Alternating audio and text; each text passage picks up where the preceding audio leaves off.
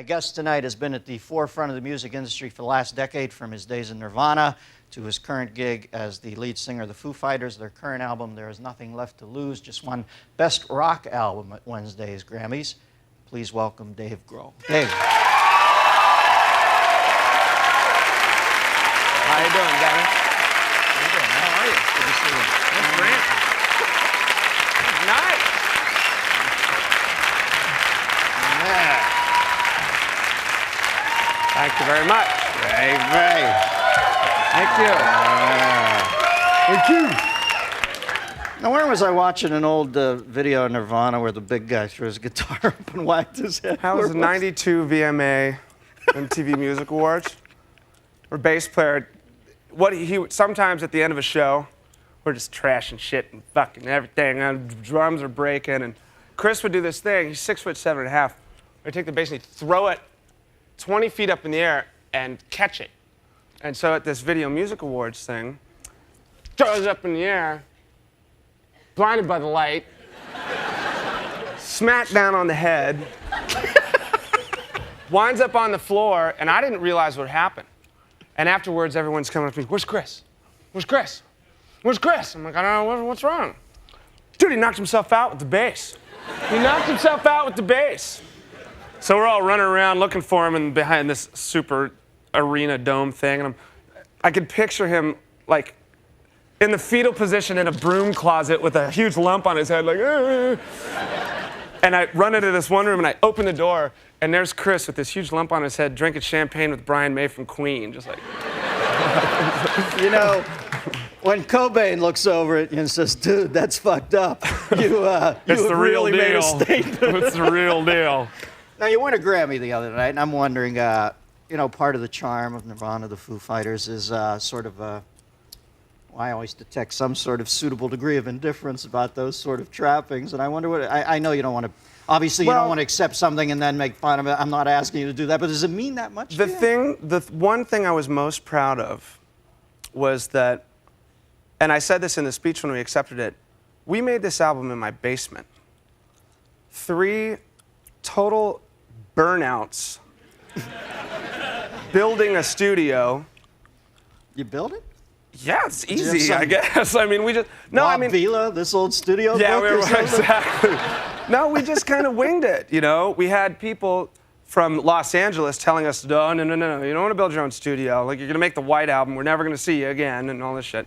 And so people were telling us, you got to hire an acoustic engineer, you got to do this, you got to do that. And we were just like, really? I thought maybe you could just soundproof it with egg cartons and then just put up mics. And we did it, and we made the album for nothing. So it didn't have a lot of trappings to it, and you proved you can, the heart, or I don't want to sound like Huey Lewis, but the heart of rock and roll still is about just doing it yourself, man. And it was the greatest thing. And I was so proud that from ground up, we built the studio, we recorded and produced it with our friend Adam, super mellow. All we did just drink Coors Light, play basketball, have barbecue, and then, does that sound any good to you? Like, it was like, it wasn't like the conventional route. And then all of a sudden, it gets a Grammy. And I was like, awesome. Like, it's, you know, like, just to everybody, it was great. So. But you know, you watch these shows anymore, and there's not much rock and roll left. I mean, there's a lot of little niche markets, but I'm saying actual rock and roll. I was thanking God that night that at least Bono and them got out there and still, you know, rocked. It's. Well, I think that rock music is still alive, although, you know, things go in cycles where rock music can be the biggest thing in the world because people feel the need to have a human connection with the artist. Like, wow, that guy looks like the dude who pumps gas at the Texaco down the street from my house, you know? And then you get sick of that and you think like, oh, everybody's fucking ugly and everybody looks too normal. And then you get Marilyn Manson, and then you're like, cool, awesome.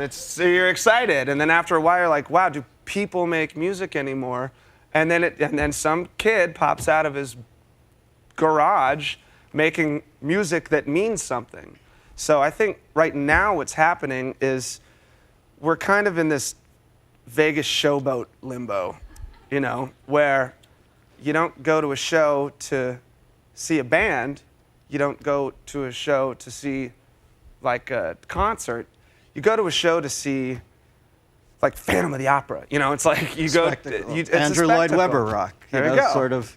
Well, talking about that human connection and the kid at the Texaco station, it would seem to me that the industry is in an odd, dangerous place because I think they have that connection again with Napster. I think kids are out there thinking, hey, for once we're not getting screwed, we're kind of getting let in, and this is cool. I talk to kids, they can't believe it. My son's young friends that they could actually, and now, I thought that Lars guy was taking a big, dangerous step. Now, you got to admire him for following his heart, but it's a pretty dangerous step to disconnect from those kids. I think that the thing about music is that music should be available to anybody that wants to hear it. I think that there should be no such thing as a price tag on music. Okay, maybe there's a price tag on the package that you buy. You pay $13 for a CD, you get the artwork, you get the jewel box, you get the friggin' sticker, you get the whole nine, whatever. But I don't want to turn on my fucking radio and have to put a nickel in it to hear Metallica. Like, I don't want to have to pay to hear music. Like, I mean, and you know what? I understand where some people come from when they say Napster is taking money away from me. Napster is hurting my lifestyle, or Napster is, I don't have food in my refrigerator because Napster's got my song all over the internet. No one will buy my demo tape. But you know what? When it's someone that sold 50 million records and they got 50 million fucking dollars and they're bitching about pennies, fuck you, man. There you go. Okay. And I mean, I'm fortunate. Like, I am lucky enough, I am fortunate enough to have been in a band or two that actually make a living, So, thank you very much. Now listen, I can tell you, I don't see a drumming as much now, but I can tell you they still have the drum chops because every time you make a salient point, you hit that bass pedal. They're flams, dude. We've got a phone call for you. We've got line 3, Charles from College Point, New York. Charles? Yeah, I just wanted to ask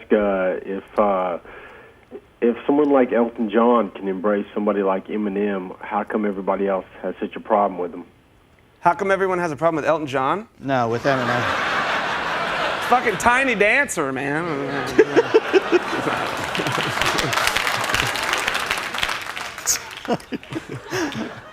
Muskrat Love. I don't know. What do you make of the Eminem thing? It seems like much ado about nothing. There's always been somebody who feels like they have to shock, and absolutely. I don't know. It wasn't, to me, it didn't. I mean, I know of all the controversy. I know all the people Eminem pissed off, and I didn't really pay attention to it. But the best part was that we were doing press after we got the Grammy, walked through the press lines, and we were getting the Eminem, Elton John question. Every interview, we're talking like 50 interviews in a row. And I said to the guy before we went on to do the interview, I said, man, if they fucking ask me that Eminem, Elton John thing, I swear to God, I'm gonna smack somebody. This is insane. Like, do you think I give a shit? Like, I can understand, like, what Quincy Jones. What do you think, Quincy? Well, I think, me, it's like, fucking, I don't give a shit. But anyway, they said the people who were like getting the artists ready to step up to the interview platform, I said, if someone asked me that question, I'm gonna freak. And they said, what's the best was the gospel groups would go up, and the journalists would ask them, do you think Eminem's gonna go to hell? They actually asked these questions to some of the gospel artists. Yeah, it's those incongruous So couplings. that's more interesting. Charlie? He's gone. Well, I think Eminem's going straight to fucking hell. And, Johnny from Hermitage, Tennessee. What's your question, John? Hey, what do you think? Well, Dennis, I want to say I love your show, and David, I love your music, man. It's really cool. Thanks, Johnny. And my question was... Johnny's a cool name. Johnny, you're rad, man. All right, yeah. What's up, Johnny? Well, my question sort of, changed because of some of the topics you brought up. But what do you feel has made a lot of the music styles mesh together like they have? Did you get that? All right, Johnny, good talking to you. Well, listen, I don't know.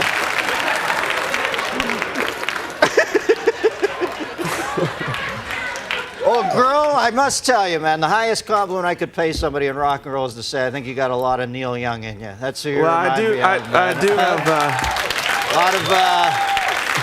I need a lot of iconoclasts in my guys. There's nothing worse than a radical with a publicist, and I dig your vibe, man. It's good to meet you. Dave Grohl, ladies and gentlemen. Stick around.